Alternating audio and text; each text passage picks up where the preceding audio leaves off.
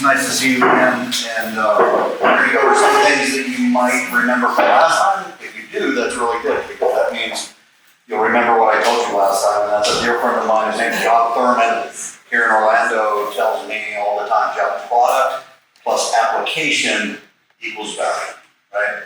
You can have the best product in the world. You can come here for financial advice, but if you leave here, you don't apply that financial advice, it's got zero value, right? You can go to Home Depot, buy a light bulb, great product. If you come in and you don't screw it in, then it has no value. So everything we shared last time, and we'll share some of those things again and some new things just to think about. I want to leave a little bit of time at the end, because what's most important to me is what's happening in your life currently. Everybody's at a different age. Everybody's at a different stage in life. Everybody's at a different place with regards to maybe a second home somewhere in a different environment, or travel that you might have. So those are the type of things I want to get you thinking about as we go through the morning. About me real quick, I think since we were last together, we've had a blessed career. I had a lot of fun. I call it the high fun, low margin business. But that's okay. I enjoy it. We just did 17 days on the road with Conor McGregor. If you know that name, he's the controversial fighter that's out there. You either love him or you hate him. Most people hate him. And so you can imagine being in his space for 17 days with his family and 4 kids, and protecting that individual takes a lot of awareness. And so everything that we're going to talk about today is stuff that we apply on a daily basis when we're out on the road. We're going to Las Vegas 2 weeks from now at Bruno Mars, which many of you know. And so I say those things just to say I'm telling you things that are very practical. They're kind of amplified in my world because we do them on a regular basis, but they apply to you and they apply to me at home with my family. That's my whatness and what I do. My who-ness that I like to say is I'm a father. I have 2 daughters, 21 and 27 now. I sent them off to college at one point at 17 years old. I sent my oldest daughter now, I sent her at 17 years old to Kiev in the Ukraine before the war. And but it was still a pretty iffy location to be heading off to. And a lot of my friends would say, "Oh, that's crazy, your daughter's going to Ukraine. I wasn't going with her. You're sending her off with to stay at a camp somewhere to help teach English to kids there." And people thought that was risky. And in fact, there is some risk, right? Again, it's like with your financial advice. They can give you good wisdom based on experience, but they can't predict the market completely, right? There's no way to take the risk out of everything 100%. But if we're smart, we can mitigate the risk, we can analyze the risk, and then we can apply some things that give us the best chance for success. And that's what I had done with my daughter. The things I'm going to talk about and teach you today, I spent from the time she was 4 years old, right? When I got around her, my oldest is technically my stepdaughter. But I really don't speak that much. But from the time she was 4 to the time she left on that trip at 17, I had been teaching her situational awareness, all the things we're going to talk about. And I knew and had a comfort level that she's probably one of the most aware individuals that you'll ever meet. She walks into a room and unconsciously she is very competent in knowing what her options are. She doesn't even have to think about it. Let's talk about that real quick. There are 4 levels of change if you're going to change anything. And let me pass these out. I clearly, you'll notice, have a millennial, God love him, who is typing these because the print is so small I can't even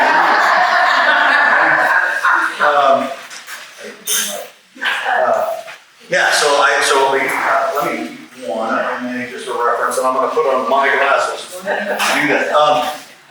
But I'll talk to you about this later. But there's 4 levels of change that you have to go through. We can't possibly, in 30 minutes or less, get you proficient in any particular skill today, right? But what we can do is we can take you to the second level of change. That first level is what I call unconscious incompetence, right? And incompetence is a strong word, but unconscious awareness, let's say. If you don't realize you're not aware in any given situation, and that could be with anything in your life, the way you do your email, or the way you deal with your kids, or the way you do your finances, you're unconsciously incompetent until one day you've had issues or something comes up, you see an email like this that we talked about, and you say, oh my gosh, wow, I am at risk. So now you've shifted into a level of conscious incompetence, right? You realize, wow, this is a vulnerability in my life, and I should probably be aware of that. Well, that's what we're going to try to do today. We're going to try to at least get you in some of these situations to think about, where am I unconsciously incompetent? Where can I shift into going, now I realize I have a vulnerability. And then the third step is what you're going to have to do after you leave here, and that is you're going to have to spend some time being consciously competent, right? You're going to have to go, okay, I may apply. I'm going to give you one or two things. I'm going to keep it super simple. One or two things that you could do physically from the time you walk out this door to say, if I just do that, if I just do that, if I just do that, I'll be a little more consciously competent. Until one day, and I promise you, I can guarantee the success of this 100%.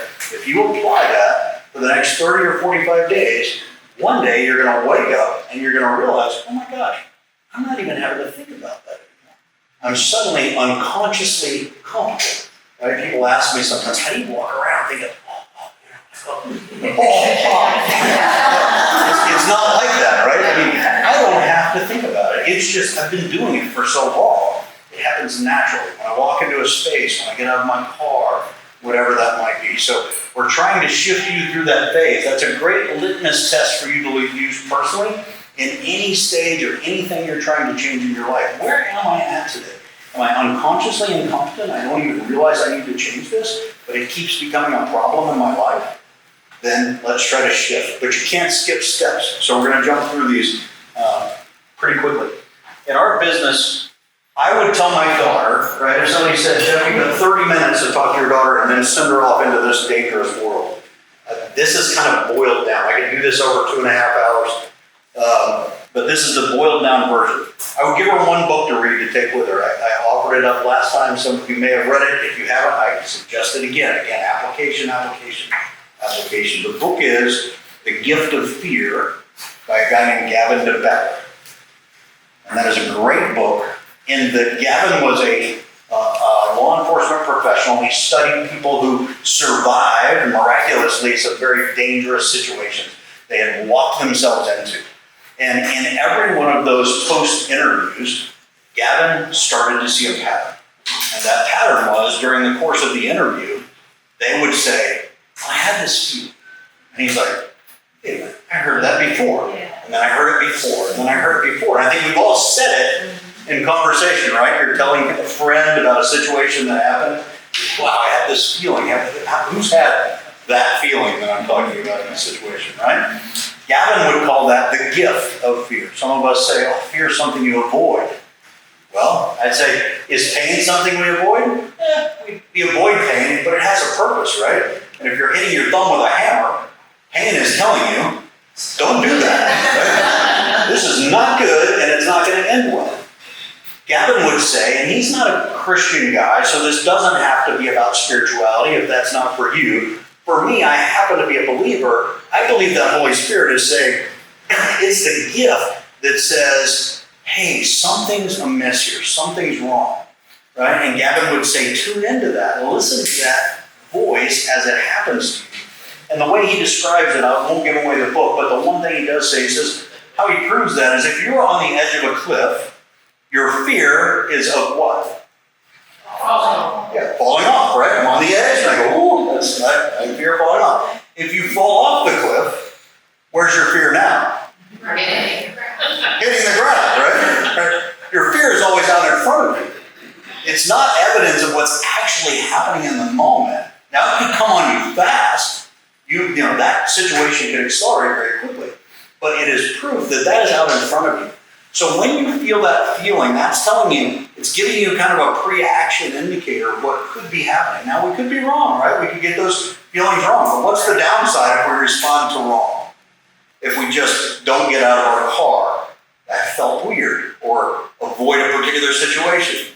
We don't know if that could have been bad, but we know it didn't go bad, and that's good for us, right? So we want to avoid those situations and listen to that fear. The best quote I can give you, and you mentioned it earlier, is your body can't go where your mind's never been. She didn't say it exactly that way, but she did say that if I show you these examples, later if you run into them, right, you're going to be aware.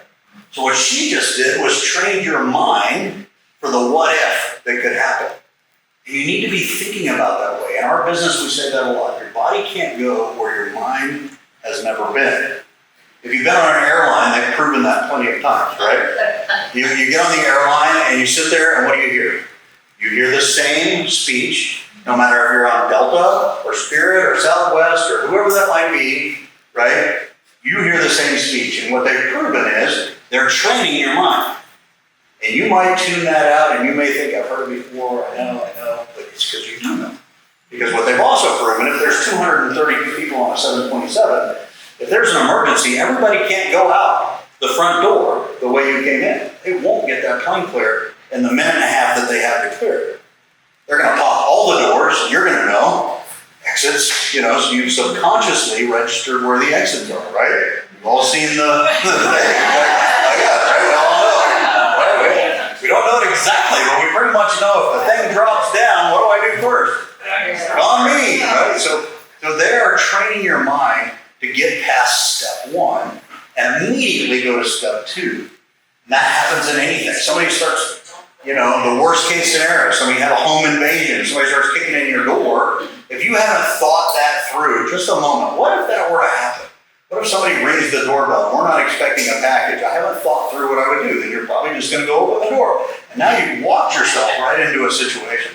So you want to think about that, discuss it with your family members. What do we do in these particular cases? You don't have to do it very often. She did that once, and it's set. You'll know if you see those emails, right? So this is once today, where we'll start to be aware of some more things. So that's the quote. Choose what type of person you're going to be. In our business, we talk about 3 types of people, right? There are wolves. Anybody who watches the news today, I don't care what you watch, there are bad people with bad intentions. Socioeconomic problems coming out of COVID bring out, unfortunately, the worst in people. Now, I've been to third world countries. I understand. I'm also a father. I've got 2 kids. I get to a point where I can't feed those kids. Now maybe my moral compass starts to change. Or maybe I never had a moral compass to begin with. And I start to justify in my mind, you have something that my kids need, and I think I should be able to take it, right? And that is happening all over the world. And unfortunately, we're seeing it in our own neighborhoods today, because now it's easy to travel, and we travel where the money is, right? To go get what we want. And so, not making a moral statement here, just saying we need to be aware. And if we've got our head in the sand and think that can't be a problem for us, then we're asking ourselves to be victims, right? So, want to be aware there. We talked about, so the wolves basically, and then there are sheep, which we are one. What do sheep do? They just wander around. Shepherd tells them where to go, where to eat, where to go next, right? And that's kind of how we want to live our lives, right? We just want to be left alone. We just let us be sheep and do our thing. The challenge with that is that if you study any of these situations, from the Pulse nightclub shooting that happened here in Orlando, the Belgium bombing that happened there, to any of the most recent things, to the fires that just happened in Maui. And that's a great thing that we could dissect and talk about, that said, I guarantee nobody in those 14,000 or so people that have been displaced right now, 114 were pronounced dead, and there's 1,000 people missing still. Of all those people, the day before, I can guarantee you none of them thought that was going to be happening the next day, or they would have been where? Anywhere else. Anywhere else, right? Nobody was going to stick around for that show if they would have thought. So they were just like us in this room today, the day before that happened, which tells me that we could be just like them tomorrow if we're not careful, right? So you want to be thinking, this isn't all doom and gloom, but it's about preparation, right? It's about thinking. I use the example of a stuntman sometimes. We all look at stuntmen who dive off high buildings into, bags, and they go, oh, that's an exciting life, but you are crazy. Right? You are crazy. I introduced Jeff Gordon one time. You might know the name from NASCAR racing. Jeff Gordon, drives 200-something miles an hour. I introduced him to, who was it? This guy who was a stuntman one time, and I heard Jeff say to him, you're crazy. Really? I mean, I think Jeff's kind of crazy. Right? It's all relative, But nobody, Jeff or the stuntman, want to die. So what they've done is they've said, I'm going to mitigate the risk, I'm going to study the risk, I'm going to put myself in a roll cage, I'm going to have a helmet, and a fire suit, and a seatbelt, and then I'm going to go do some things that I love, right? So that's our approach to security. When I tell them, when my clients say they want to go to third world countries and do a concert, they want to go here, they go there, it would be so much easier for us to say, oh no, we can't go there. Yeah. We can protect you here at home. Right? I tell my daughter at 17, no, you can't go there. You're safer here with us. She's not going to experience this amazing planet and the amazing things that it has to offer. I don't want that. I want young ladies like this to be able to go explore the world and see what it's all about. And young ladies like talk to me first. Are you going to explore her? Yes. And so I have a client whose sons were 10 and 12 when I met them. I can tell you their names, Max and McGuire, because you don't know his name. But, and he had us come to their house and do some training for Max and McGuire. Last year I took Max, who is now 21, on a spring break trip to Tulum, Mexico. And I was amazed that Max is one of the most tuned-in young adults that I've ever met. And he remembered that training. Max is texting me. I'm standing up at the bar area just watching their fun party, have a good time. Max is texting me, hey sir, there's a couple of guys dealing drugs by the bathroom. Okay, I didn't pick up on that. Max was aware, right? He had listened to the training, he had applied it in the course of his life. And now he's living large. Now, Max did just get his $50,000 watch stolen in New York City recently because he forgot. You know, let's not be flashy, right? Let's be careful when we travel. Let's make sure we're not announcing all these things to the world. And so we've had a conversation since then. He was like, oh. It turned out okay. He's smart enough to say, give it away. The $50,000 is not worth your life. And if you're affluent and you have the means to buy the $50,000 watch in the first place, you probably have the means to do without it or replace it. But you can't replace your life. So it's give and go at that point. We can talk about that a little bit more. So different types of people we talked about: sheep, wolves, and sheepdogs. What do I mean by that? Sheepdogs are the people we all expect to come save us, right? The ambulance driver, the doctor when we get to the hospital, the police officers who come rushing in, the fire department who's going to come put out the fire in our kitchen, whatever that might be. What's the problem with being totally reliant on sheepdogs? The time gap. Right? The time gap. The busier they get, the bigger the time gap gets. I saw in Austin, Texas, the police just announced to people, if you get robbed on the street, please don't call 911, we're too busy. Call 311, it's the non-emergency number to report that you had gotten robbed. That's, that the time gap just got busier.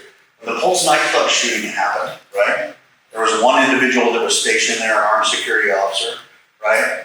The damage typically happens in these situations in less than 2 minutes. The response time for the sheepdogs is usually a little more than 2 minutes. So if we aren't all part sheepdog, right, that means we're on our own. We're just sheep for slaughter. Excuse my language. But that is the reality, right? And we used to spend our time teaching clients about threats that have, maybe I would try to convince a CEO, there could be a threat against you, sir, you're a high net worth individual. The reality of that was probably pretty thin. But the reality is that the threat is to the environment that you might be in. And I don't care if that's a stadium or a movie theater or the Walmart, wherever that might be, you getting caught up in the situation that's happening in an environment you might have to be in, that's a reality for all of us today that we need to be thinking about. So you want to be a little bit sheepdog, right? Does that make sense? Any questions about that? Comments? Okay. Let's talk about the two places. I'm just going to break it down to two that you're most vulnerable. I want you to be thinking about, be aware. Where do we think those are? Where are you most vulnerable in your day? When you woke up today and got to here, between there and here, where are you most vulnerable? So I speak up because I'm getting a lot of Moving. One moving. place to another. There you go.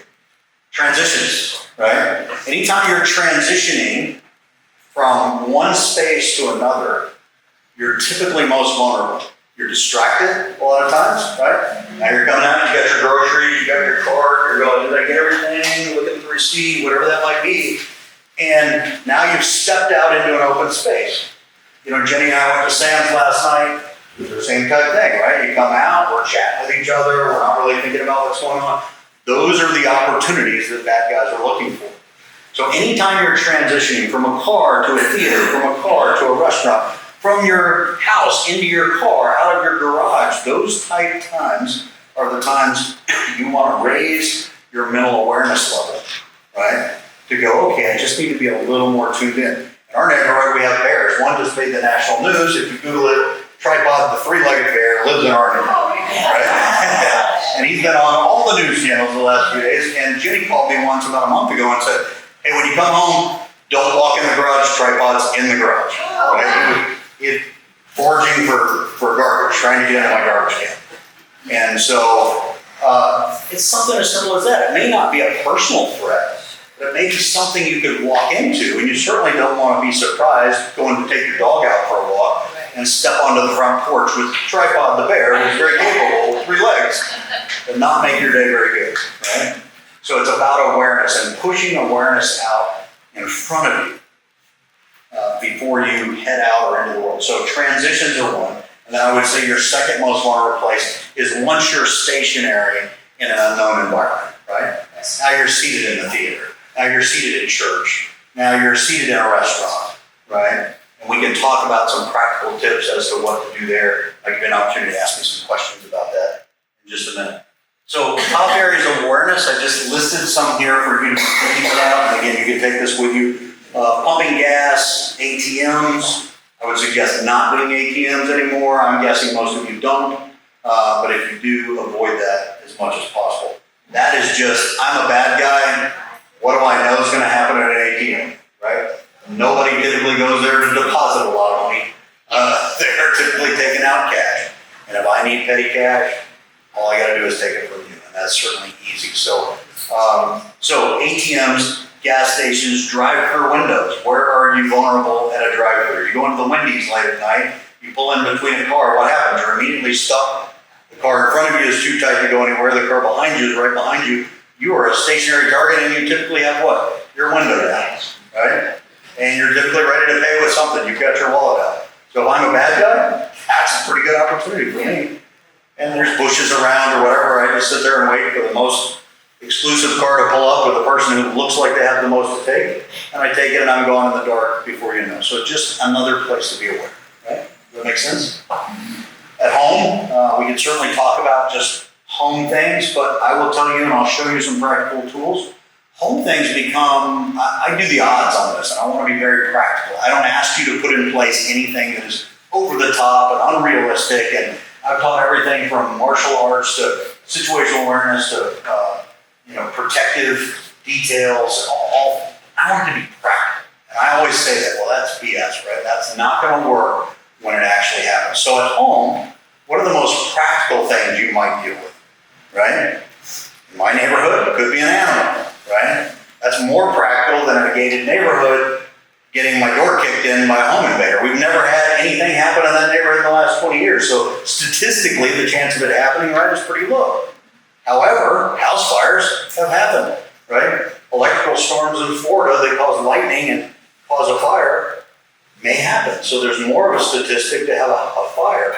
So what have I done? So, and I've got this listed on the bottom, but this hero spray is just one example of the thing that I keep around the house, right? I have probably 4 of these tucked away. They're a real quick little aerosol can that can put out a kitchen fire or an oil fire or whatever that might be. I have one up in our daughter's bedroom upstairs, right? I have one down. We don't want it right next to the stove, right? Where's the fire down, right? Oh, fire extinguisher's right there in the middle of the flames, right? So you got to be practical about where you put it. But just implementing some of these things and putting them there, hoping you'll never have to use them, reduces the risk, right? I was just up at my mother's house. She's 86. And twice while we were up visiting her, I was like, did somebody leave something on the stove? My mom is not quite as sharp as she used to be. She loves to cook. She's a good Southern woman. She's always going to cook my favorite meals when we come. Twice. In the 5 days that we're there, she left a pot on the stove with a burnt carpet. That's scary. It is. I had to have a conversation with my father, right? They're both of good health. I sent him about 4 of these. Right? I said, Pops, put this in place, right? Because their risk is going on, right? So you want to be smart about that. If you have elderly, family members and that sort of happen, these are practical tools for them as well. So at home, at your workplace, right? You walk around this particular workplace and say, let's be reasonable, let's be practical. What are your particular vulnerabilities? And we can do a couple of things that said we can reduce that risk. You can't do all things. And we're not going to go get into a martial arts class at our age, right? And say, well, let's go learn this new skill set. So if I can give you a few things to practically put in place, which is situational awareness and some practical tools, you're going to be way ahead of the game. So fitness, if you have a particular fitness routine or a dog walk or anything that you do on a regular routine basis, I go get groceries every morning at this time. And sometimes it's not about threat to you personally. It's if I know where you're at and what you do on a regular basis, I also know where you're not at. Okay? If I wanted to break into a nice, affluent home here in Orlando, I would go watch these homes, or I would go sit at the international terminal at the airport, and I would just look for people's bag tags, right? That had their address on it because they had it open and exposed. And I would go, oh, the Willis family, and their address is, oh, that's Bay Hill. All right, Bay Hill address. The Willis family is going to Europe for the next 7 days, right? They got their international tickets and their hats on, and they're all packed up and ready to go. And they think it's probably going to be a great vacation. The day they get back is not going to be very fun because I will probably have cleared out their house because I know that's not where they're at. Or you see it on Facebook, they're going out of town. Exactly. That's a great point. And we can talk about your social media footprint, right? If you look, and I have a little bit of social media, but I have to be very careful about it because of our clients and so forth. But I do it because clients will ask about that. I post things from a year ago, right? Because if something that's been done, has been done, it was fun then, I can post it then. But there's no chance of showing somebody knowing where I'm not or where I'm going to be, especially with our clients, right? So post in arrears. Everything that you post should be somewhere you work, right? And a long time. It's not, hey, we're in Rome, this happened yesterday. You're still in Rome. I'm not stupid, right? I know where you're not. So be smart about that in your social footprint as well. Large gathering venues, that's becoming more of a thing, right? Is you go to a festival, there are a lot of summer festivals, or you go to your favorite concert or music venue or whatever that might be. If you happen to be in France the night that the Bataclan issue happened there several years back, even if you weren't involved in what actually happened, I can give you a picture of what happened in every other mass event in that city that night. Panic, right? The news starts to travel by phone, and people start to go, oh, this just happened, and people start to pour out of all these venues. If you had a hired car service in France that night, I can guarantee you that a majority of those cars left and went home to their own families because they were in their own family. Those drivers have kids and families, and you are not their biggest priority, right? So you've been pushed out a secondary exit at a venue that you didn't know to begin with, looking for a car that's no longer there, in a city you don't speak the language, on a street that you don't know, right? You've just made yourself a target for secondary issues. So those are things that you want to be thinking about as you go. And I'm going to give you, again, some practical tools to apply that might be able to mitigate some of those particular chances. Traveling domestic, international, I'll give you all kinds of tips on that. We can talk after this or online. Uber and Lyft. I'll give you a story that happened to me personally just a few weeks back. I was in San Francisco. We were doing a major event. It was late at night. I dressed up because I've got to go meet with a client. And so I'm dressed to the nines. I've got my suit on. I'm trying to look sharp, and I grab my Uber, but I'm a little distracted. And I didn't realize I put in the wrong address of my destination. Right? Innocent. Uber pulls up. I get in the car. Now, when we put our address in, what do we assume, right? We're going to end up where we put it. So I go into work mode, right? My awareness level went down because now I'm in this little cocoon of Uber space, and I knew where he was taking me to, so I lost it. And I go into work mode, and I'm not aware. We get to the location, he stops, I'm kind of surprised, it feels like it's a little sooner than it should be, but I don't think, okay, maybe we're in traffic. I get out, I close the door, I make sure I got my phone, my bag, everything else. Close the door. Now I can't travel armed in California, right? I go on there commercially, so I can't travel armed like I normally do. So I didn't have my tools that I would normally have. And as I close the door and he drives off, I looked up, and I can tell you, I must have been in the most dangerous neighborhood in downtown heart of San Francisco, where the homeless encampment across the street, they're cracked up, everything. I looked like you just threw a piece of meat into a dog farm, right? And I felt it. You talk about have that feeling, right? And I have plenty of fear just like anybody else, and I know when I'm out of my zone, and that just rocked me. I'm literally standing there, and I clearly don't fit the part in this neighborhood, and there's no way to not fit the part. I mean, you're here. And so I'm head down, all these people are looking at me from across the street, and I'm like, move. And so I start moving. I turn the corner immediately, I try to get away from that space, and as soon as I could, I stepped into a doorway where nobody's looking, and I am on my phone trying to get another Uber back to me, because I don't know where I'm at, other than saying my location. So I say that. Had that been Jenny, God forbid, had that been any of you, had that been anybody else, and I think about it in my business, God forbid, I end up in a dumpster somewhere, and they find me the next day, they go like, the story reads, he was a really great guy, but he must have been trying to buy crack or find a prostitute. I'm like, no, that wasn't me, right? It was a mistake, seriously. But that mistake could have cost me my life. Yeah. And it was simple. Maybe he's the expert. Right? You're the expert. Yeah, you should have known. Yeah. Right? So we all have vulnerabilities. I say that because we all, just like my client who just got his watch stolen, right? We're all going to have those moments. Don't beat yourself up. But beware, and learn from them when they happen. I came home immediately, told Jenny, she applied that into her tools, right? And we go from there. So what would you have done differently then? Well, How did you just go in and put in the wrong address? Or maybe you should have been more aware when you stepped out of the car? both. Yeah, I had totally forgotten all the principles that I'm teaching you today in that moment. I got sucked into comfort and a pattern. Right? And so I put in the address, I didn't verify the address, right? I wouldn't have got myself into that situation to begin with.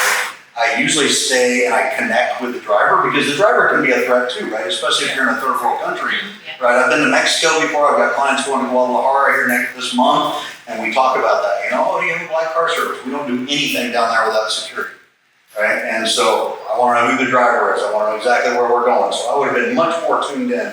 But I, just like anybody else, got sucked into that vulnerability very quickly. I'm going on. You need to. Don't worry, I'm sorry. I love this stuff and I can talk for hours, right? So, because I believe it. So, again, I talked about practicality. Prioritize your skill set, right? So people go like, oh, what should I do? Should I carry a gun? Should I carry a knife? Should I learn how to do this? Should I do that? Be realistic. Again, you don't have all the time to make everything a priority. So again, if you follow what I've got on here and do two things, right? I'm going to give you some tools to apply, some practical tools. If you went and bought these items today, and you're not buying from me, I don't have anything to sell, right? But I'm just telling you, if you went and bought these items today and put them in your home, you just raised your potential survivability and awareness in a fire, in a situation, whatever that is, exponentially. Do that, right? Somebody told us today, I could give you 2 tips to keep from getting cancer, right? If you just do those 2 things, you lower your rate chances by 70%. Do that, right? We'd all do that. So that's all I'm asking. Apply these 2 things, situational awareness and some practical tools. And if you didn't do anything else, you'll be way ahead of the game. Top tools we recommend, right? And I'm just going to get down to these practically and more. So, hero spray, I talked about that earlier. This is the fire spray, right? And again, if I had to teach my daughter, she was your age, if I had to teach her, honey, I'm going to teach you how to shoot a gun, I've done all that, but what would I teach in order? Teach her how to use this first, right? She's got more of a chance of a fire happening in the house than she does a home invader, right? So, if it is a home invader, maybe she can spray him in the eye. Works for both, right? This sounds a little crazy, but we've all watched the news. It's called bear spray, right? And I don't say that just because I have bears in the neighborhood. These are actually in my cars. I have one of these in the door of every one of our vehicles, right? Because we have a black car service, we have way too many vehicles, but there is one in every one of the vehicles. And how does this apply? We've all seen situations today where you're on a city street and there's some protest going on, everybody surrounds your car, whatever that might be, right? And you don't want to run them over, right? Like, I mean, the reality is we're gonna do what we have to do to survive, right? And don't forget that your vehicle is your option, right? But we want to try to do something to mitigate that. And you see road rage incidents that are happening on a regular basis today. Do not get yourself involved in them, but if you get sucked into that because somebody else, and I can tell you a story about that if we have time, where we got sucked into a road rage situation, and this is the answer, right? You're gonna put down your window, this will reach out from me to you, right? It'll definitely reach out to the hood of my car, and anybody who's in front of it, around it, or trying to aggress it are gonna get a face full of bear spray, and it's not fun, right? It will slow down that process and give you an opportunity to get out. Now, Jenny was walking in the neighborhood the other day, she had her dog, and a bear literally was between her and the house. And that bear decided he was interested in the dog, and so he started following them. And she's calling me on the phone. I'm in California. Why are you calling me? What am I going to do? Other than, be fearful with you. But had she carried this when she was, in our neighborhood, it might be more practical. In a neighborhood where that's not the pattern, I'm not going to carry a bat belt with all the potential options, right? In our neighborhood, it makes sense. Do what makes sense in your neighborhood. Are there any legal ramifications to spraying something? Not in Florida. Obviously, somebody could come back to you and say, oh, you assaulted me or whatever. Just make sure, like with any tool, right, that you feared for your life. It was clear aggression on their part, because chances are somebody's going to be videotaping it if it starts to escalate. Right? You want to be able to prove that that's the case. But at least this is a non-lethal option, right? How is that compared to mace? It's kind of a bigger version. Yeah, exactly. It shoots longer, it sprays wider, and you don't have to be quite so accurate. The only problem is, again, if I carry mace, or my daughter carried mace in her purse, but it's not accessible to her, it really is, it may give her some feeling of comfort, but it's really not practical. It's not going to come in use, right? Does it come in different sizes? There are smaller sizes, I believe. This is one that I recommend, and they have the Armories, which is right up here in Winter Garden. They sell it there if you're looking, and I can tell you where to get all this stuff. I'm gonna get 2 more minutes, and we're gonna wrap this up, right? So this is called an IVAC, an individual first aid kit, right?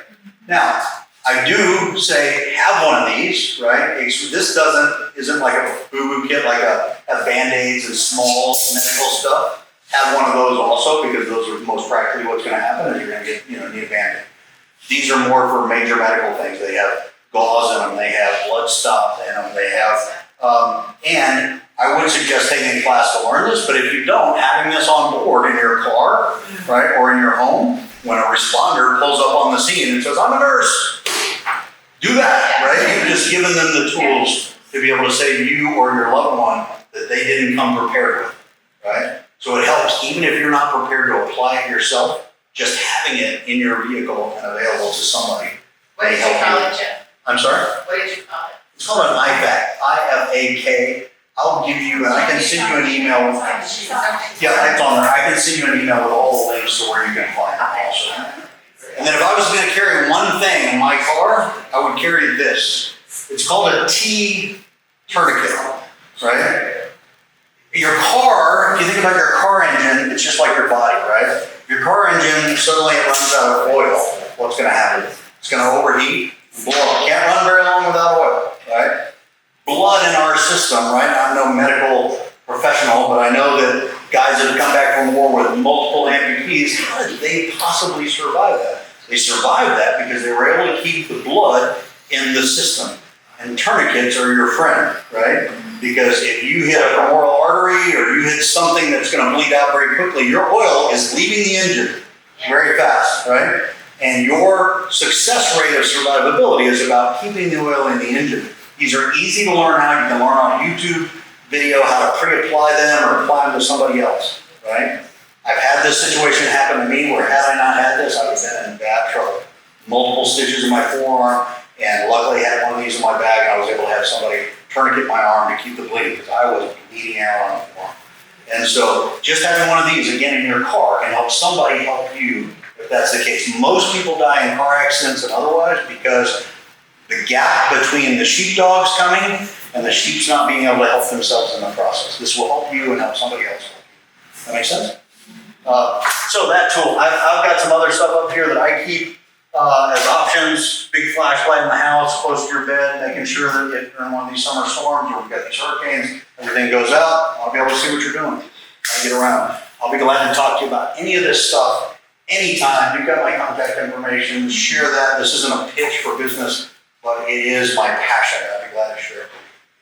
What do you have? What can we bring on an airplane where they won't confiscate? I know they confiscated my mace once. Yeah, you can't bring not many tools that I call tools, right? Practical things that you can use. Not many tools that you can bring on the airplane with you, right? I happen to have, if you ever saw my business card, it's actually. What about the pen? I'm sorry? Carry-on or? Yeah, carry-on.